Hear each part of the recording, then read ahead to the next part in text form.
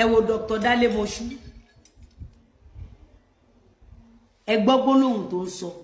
ṣó yẹ kí ẹ̀dá tó jẹ́ pé ó máa ń wo ìgbà tí ẹ̀dá ẹgbẹ́ ẹ̀ bá ṣubú á wá gbé wọn wá fi ṣẹ̀sín ṣó yẹ kó máa sọ wípé nǹkan tó ṣẹlẹ̀ sóhun kán má wá sọ sítórì òun ṣé bí wọn náà máa lọ háyà àwọn èèyàn láti wá sọ sítórì onísítórì lórí afẹ́fẹ́ lọ́dọ̀ ẹ̀. ẹ̀yin èèyàn wa arábìnrin Lizzy Anjorin ó tún ti bẹ̀rẹ̀ pẹ̀lú arábìnrin tí a mọ̀ sí Bíọ́lá Báyọ̀ ó tún ti bẹ̀rẹ̀ pẹ̀lú rẹ̀ ó bú wípé àgbọ̀n ni ó ní wípé yóò máa ráre ni ó ní kò ní ọmọ bí o ẹ̀yin tèmi wàhálà ńlá kọ́ ló tún ṣẹlẹ̀ yìí wàhálà ńlá kọ́ ló tún bọ̀ báyìí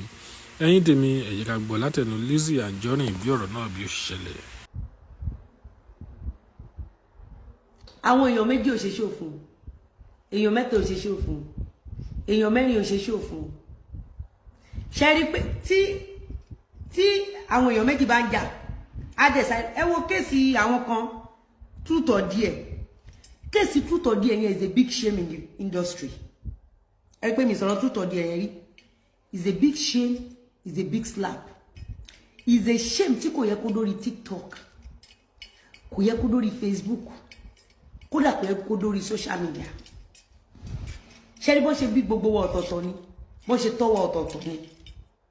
ṣe rí bó ṣe tó àwa tí crisis bá wà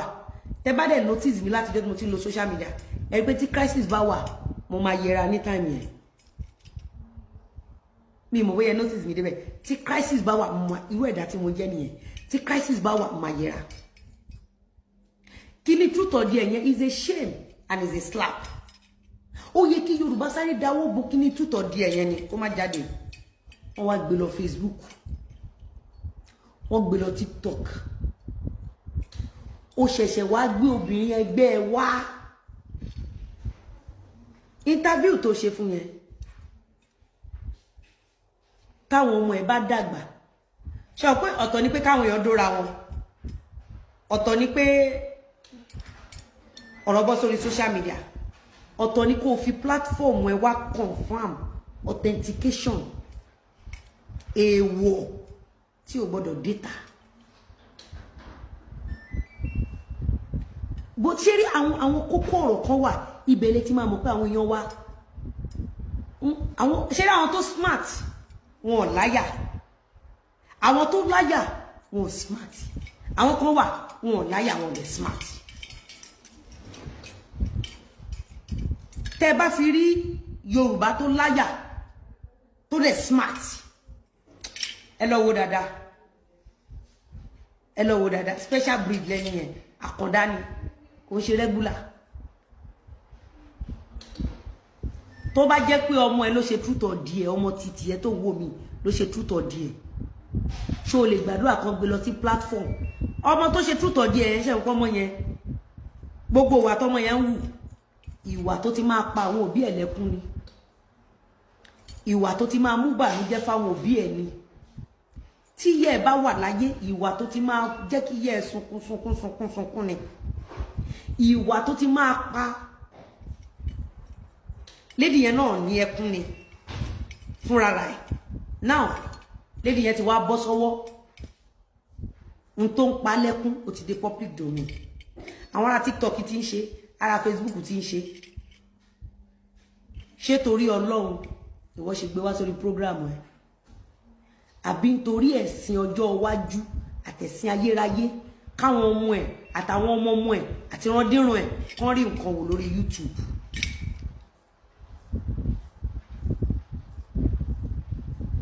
wàá rí péjọ tó ti ṣorí burúkú ti tiẹ̀ mi ò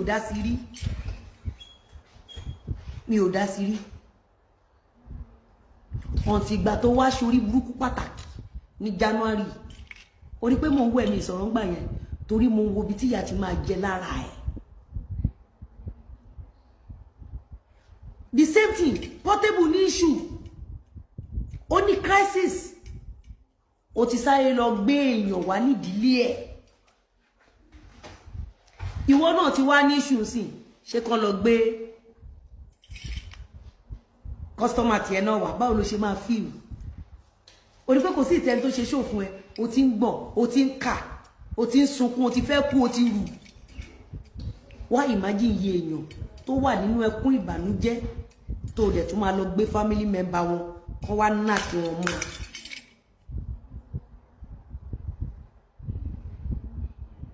ó dijọ́ tó bá fabẹ́rẹ́ gún rẹ̀ wò tó bá mọ bó ṣe wà hurtful gbogbo yín máa jáwọ́ nínú iṣẹ́ ibi àwọn iṣẹ́ kan wà tẹ́ ẹ̀ ń ṣe lórí online legally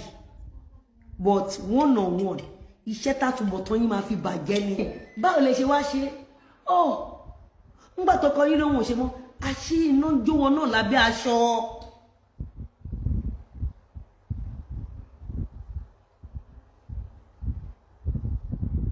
ó ṣe jẹ́ pẹ̀lú prógrámù tí wọ́n ń ṣe nìyẹn ibi tí wọ́n ti wá ń ṣe sí àgbáyé ní prógrámù títí ẹ ìwọ ò gbé kámẹ́rà kó lọ interview àwọn olóṣèlú dádì wa ọdún kejì yín rèé ibo lẹ bá dé ibo lẹ ṣe dé constituency yín àwọn tá a dìbò fún ìwọ òye yọ kámẹ́rà àwọn tó ń struggle àti dìde jẹ́nìyàn nínú society ibi ìṣubú wọn ló máa lọ lúgọ sí nítorí views